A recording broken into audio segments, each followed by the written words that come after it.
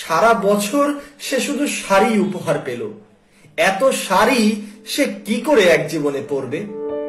পাঠকপ্রিয় লেখক মাহবুব নাহিদের জন্ম বরিশালে। ছোটবেলা থেকেই ছিলেন চঞ্চল আর ডানপিটে স্বভাবের। পড়াশোনার চেয়ে সৃজনশীল কাজগুলোই যেন তার মাথায় বেশি ঘুরপাক খেত।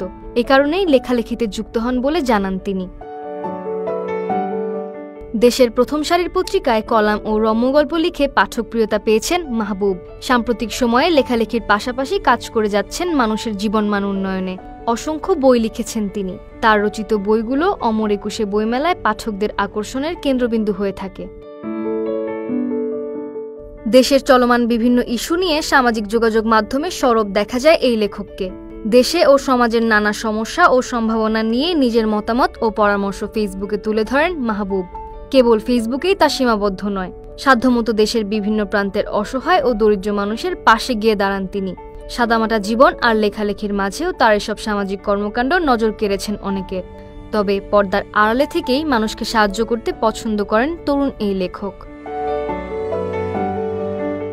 সামাজিক কাজের অংশ হিসেবে তৃণমূল পর্যায়ের দরিদ্র খেলোয়াড়দের স্বপ্ন পূরণেও কাজ করে যাচ্ছেন মাহবুব নাহিদ। খেলার বিভিন্ন সামগ্রী উপহার দিয়ে হাসি ফুটিয়েছেন অসংখ্য খেলাপ্রেমী দরিদ্র শিশুদের।